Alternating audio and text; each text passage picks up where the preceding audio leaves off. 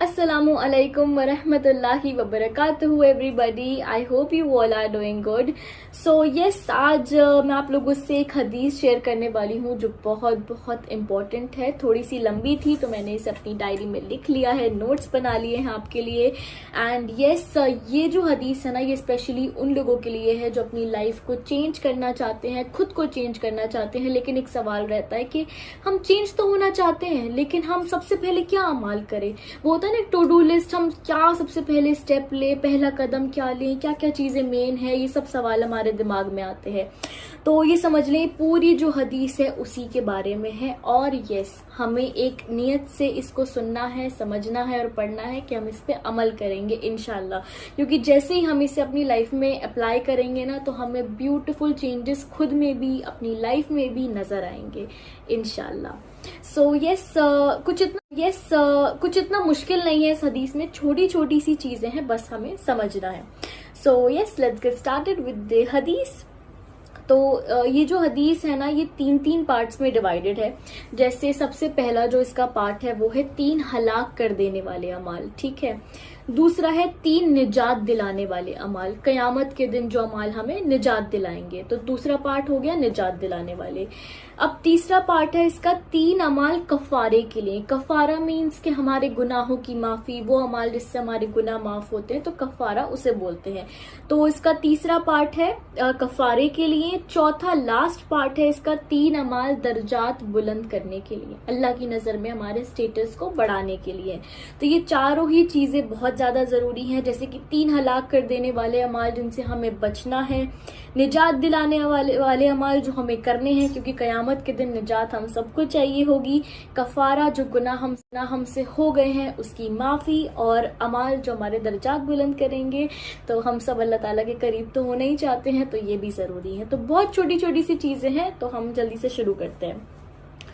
तो रसूलुल्लाह सल्लल्लाहु अलैहि वसल्लम ने फरमाया 3 हलाक कर देने वाले अमाल हैं, जिसमें से सबसे पहला ये हम पढ़ेंगे ग्रीड, लालच, जिसको फॉलो किया जाए ऑब्सेस्ड हो जाना। मतलब एक होता है ना कि किसी चीज का लालच हो जाना, लेकिन इतना लालच कि उसके पीछे बिल्कुल पागल हो जाना। अब वो किसी भी चीज का हो सकता है, वो पैसे का हो सकता है, वो फेम का हो सकता है, कुछ भी के किसी भी तरह का लालच जिसको आप फॉलो करें, जिसके पीछे आप बिल्कुल ऑब्सेस्ड हो जाएं। तो ऐसे लालच से, ऐसी ग्रीड से हमें सबसे पहले बचना है, किसी भी तरह के लालच से।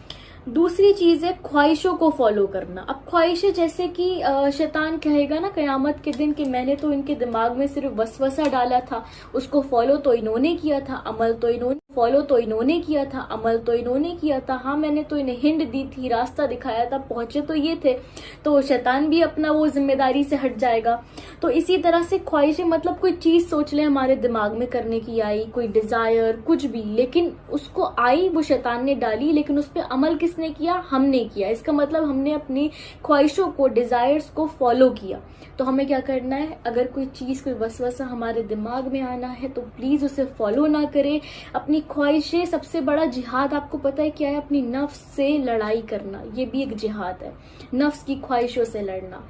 तो ये भी एक बहुत बड़ा दर्जा है कि अगर आपने नफ्स को हरा देते हैं, क्योंकि यही चीज ये बहुत इंपॉर्टेंट है। हमारा जो नफ्स होता है ना, अगर एक इंसान ने उसको कंट्रोल करना सीख लिया, क्योंकि हर एक चीज ना हमारे हाथ में है, हम उसे कंट्रोल कर सकते हैं। जो लोग कहते हैं ना कि हम नहीं कर सकते या हमसे नहीं हो पाया, कंट्रोल में नहीं था, ऐसा कुछ नहीं है, सब कुछ हमारे कंट्रोल में होता है। इट जस्ट दैट ये डिसाइड करना है कि हम करना चाहते हैं या नहीं करना चाहते हैं। अगर करना चाहते हैं तो नथिंग इज इम्पॉसिबल। ओके, सो हमें ख्वाहिशों से और लालच से, 2 चीजों से बचना है जो हलाक कर देने वाले अमाल है।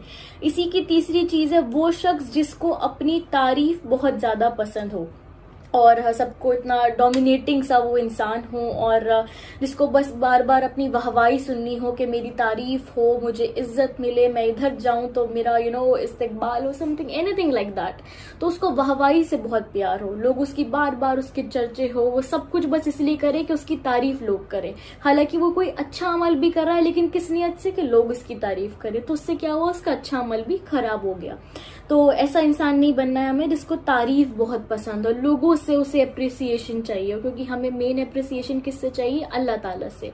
हम जो भी करें अल्लाह ताला के लिए करें। तो इंशाल्लाह हमें सवाब भी मिलेगा और हम सुकून में भी रहेंगे, क्योंकि एट टाइम्स